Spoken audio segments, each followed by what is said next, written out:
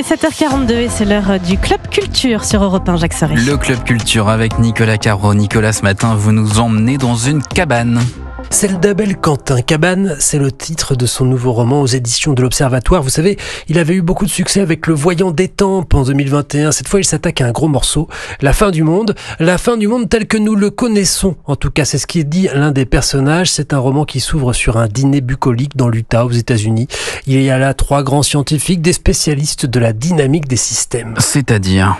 Voilà, dynamique des systèmes, comme ça, ça me parlait pas beaucoup. Ce sont les scientifiques, vous savez, qui lancent à partir de calculs mathématiques et grâce à des ordinateurs très costauds, des modélisations. Ce sont les boules de cristal modernes qui permettent d'avoir une idée de l'avenir. Or, en 1973, le rapport obtenu par un groupe de scientifiques baptisé le Club de Rome n'est pas très optimiste. C'était le rapport Meadows qui dit en gros que tel que va le monde, si la démographie et l'expansion industrielle continuent comme ça, on se dirige vers une catastrophe. Eh bien, Abel Quentin reprend tout ça. Il change les noms, c'est le rapport 21 dans le roman, et il monte à partir de ces faits réels une sorte de thriller haletant et génial, et il nous montre comment on crée ce rapport, les milliers de données, les différents scénarios qui sortent, et surtout la réaction mondiale devant ce rapport. Quelle réaction, Nicolas ?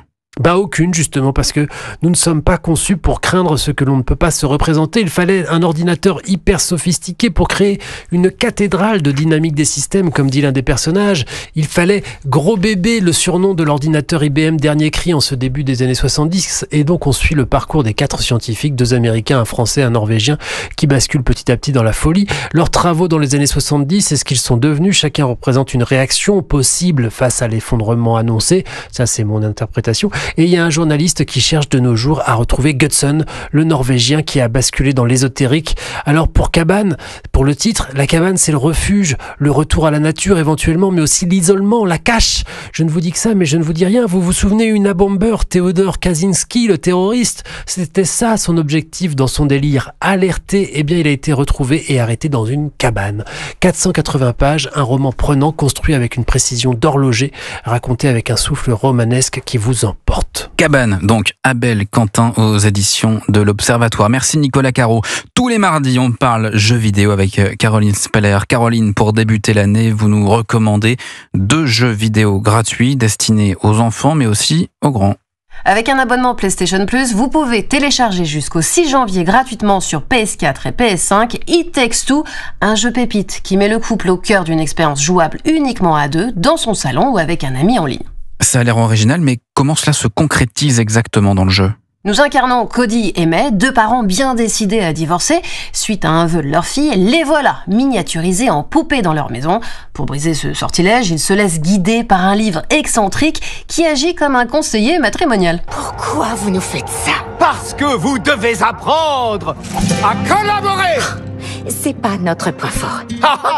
Voyez-vous, la collaboration est la clé d'une relation de couple réussie. Du grenier au jardin, la coopération entre les joueurs est essentielle. L'un plante des clous pendant que l'autre les enfonce avec un marteau afin d'activer des mécanismes, ou lors d'une évasion en avion, l'un pilote tandis que l'autre élimine les ennemis. Chaque situation représente une étape, un défi du couple. It Takes Two est bien plus qu'un jeu de rôle émouvant qui explore les hauts et les bas de la vie à 2. Il nous rappelle l'importance de la communication et de l'entraide. Votre second choix est une mise à jour du fameux jeu de Fortnite, plus particulièrement dans la section Lego. Oui, en 2023, Fortnite, le Battle Royale au design cartoon, est devenu une plateforme de jeux variés avec entre autres Lego Odyssey, une aventure loufoque de survie et de construction dans un monde de briques. Depuis décembre, s'est ajouté Brick Life. Une ville foisonnante qui accueille 32 joueurs dans une expérience sociale où chacun peut construire sa propre histoire, devenir barista d'un bar à chat, braquer une banque pour gagner de quoi personnaliser notre maison Lego, passer du temps avec nos amis sur la plage, en boîte ou pour faire des courses de moto. En bref, vivre notre meilleure vie de Lego, car on le sait, avec les briques danoises. Tout est super génial. Tout est cool. Merci Caroline Speller.